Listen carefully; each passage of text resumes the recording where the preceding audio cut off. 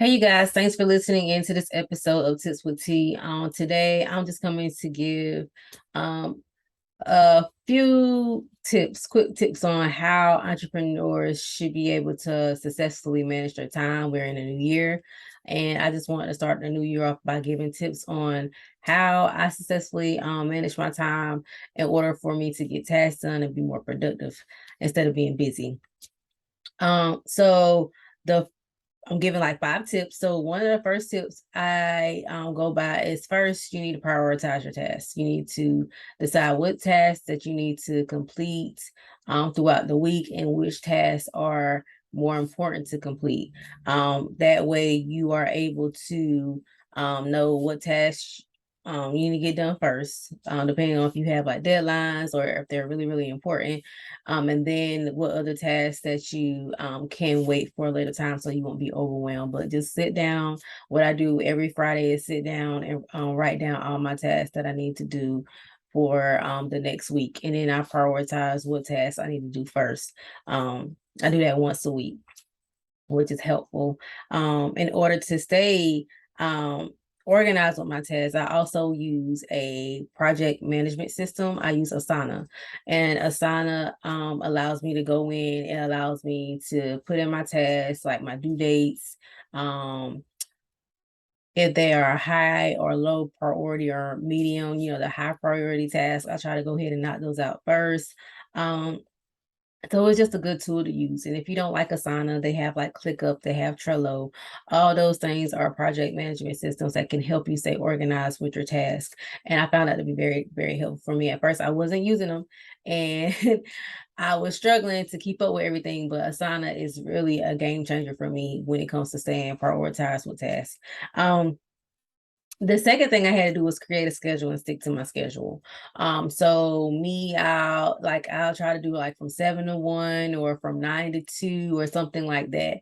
And then work and try to get as much work done. And then after that, that's my downtime for me to whether I want to work out, whether I want to cook, go walking or something like that, take a nap, watch a movie. The rest of the day is my downtime. So I can like start getting ready for the next day. You don't want to overwork yourself and overwhelm yourself. You need to have a schedule for yourself because you can burn out quickly if you do not have a schedule. And be mindful, there can be delays in your schedule. Your schedule can always change. You should always be flexible, but still have some type of schedule as a guideline for you. And the more you work it, the better it will be. Even with my schedule and my time, and like on certain days I do certain things. So like on Tuesdays and Thursdays I just do podcasting in the afternoon. I'll start at 1, from 1 to whatever time I feel like doing podcasting, if I want to do podcasting that day. But it'll be like on like a Tuesday or a Thursday, like put certain tasks on different days. That kind of what helps me because I have a lot of things that I want to do, so I do. So I just have certain tasks on certain days that I complete. I found that to be very helpful too, and then have a lot of time frame for those too as well. So create your schedule. A tool that I used to create a schedule was, believe it or not, was the Google Calendar at first, to create my schedules on what I was doing at first. But now, like, I have set more, and I know 10 to 8, you can go in there, you can create a schedule on how you want your day to flow as far as your task and different things like that. So that's a good helpful tip to someone. The third tip is to delegate tasks. I had to do this. I was very scared at first because my businesses are my babies. And they mean a lot to me. They're dear to my heart. So, but it was, like I said, become overwhelming. You can't do everything at once, and you're not going to be good at everything. So like I did well in marketing classes in college, but marketing is not my strong point. I it's just not, it doesn't come as naturally to me as accounting and numbers and business stuff does. So I had to learn how to outsource those things. So I hired a virtual assistant team, and they helped me. And the one thing that's good about Asana and the project management systems that I was mentioning, you can invite people to those platforms, your virtual assistants to those platforms, and they can manage the tasks with you. You can communicate through that portal about what you want to do, what you want done. and set like timelines and deadlines. And it's a good tool to communicate back and forth. That's why every in that way everybody can stay on the same page when it comes to getting tasks completed. um and like I said, that has been a game changer for me. And don't be I mean, I can't tell you not to be nervous about a virtual assistant, because at first I was. But just shop around, ask other entrepreneurs about virtual assistants. This is basically my second virtual assistant that I got now, because because I'm doing so much and I have um gain momentum and capacity with different businesses and stuff, things of that nature. I had to hire a virtual assistant team. So my virtual assistant team consists of like 5 people now, to where I just had one virtual assistant and she wasn't able to keep up with all my tasks with me and her both. So I had to hire a virtual assistant team. So be open minded to that. I mean, and it was a game changer for me. I'm glad I did transition to a virtual assistant team, because now that it's more people, I have a quicker turnaround when it comes to getting tasks and stuff done. So be mindful about delegating tasks. If you don't want to start with a virtual assistant right away and you just have a couple of tasks that you need to get done, Fiverr is a good website to use to find people to outsource things, and they'll do the task for you or whatever. You just pay the fee for that particular task. But try Fiverr out first, see if you like it that way, and then you can move to the virtual assistant world if you feel the need to. Another thing I had to do is number 4 is set boundaries. Um, I can't express this enough. You have to set boundaries with yourself when it comes to your business, when it comes to personal. That's why another reason why it's so important for you to create a schedule for yourself, because that way you know, okay, these are my business hours from 9 to 1 or from 9 to 5 or whatever, from 8 to 4, from 7 to 3, whatever you want to do. And then after that, that's your personal time, that's your downtime, that's your regrouping time, that's your time to step away from everything, because you need to step away, take a break, in order to come back strong the next day. And also with setting boundaries, it's okay to tell people no. Um, I had to learn how to do that, which can be hard, especially people that you're close with. I really had to set boundaries in this season.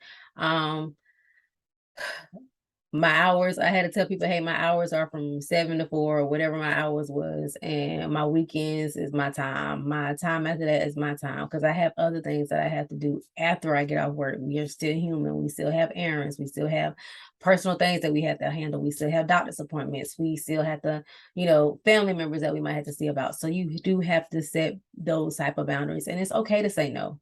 Um, no has actually been the one of the best things of words in my vocabulary lately, is just to say no, because you don't want to, like I said, you don't want to overwhelm yourself. You don't want to burn yourself out, and you want to be able to stay focused. If you're burning yourself out or you're taking too many tasks taking too many tasks on at one time, you can easily get burnt out. And you can easily, um, and it can easily cause you to affect your outcome and your efforts when it comes to your work. Because if you're burnt out, you're not giving your 100%. So you're not doing very well, or giving your best products or best services to someone when you're completely burnt out. And I don't like to do that. I like to give people my best. That's how I build strong clientele. So I had to learn how to say no, and saying no is completely fine. Saying no is completely healthy thing to do. And the fifth tip, finally, I would tell people, please take breaks. Um, when you're working a 9 to 5, they give you a lunch break, they give you 15-minute breaks. You need to have those same type of things for yourself.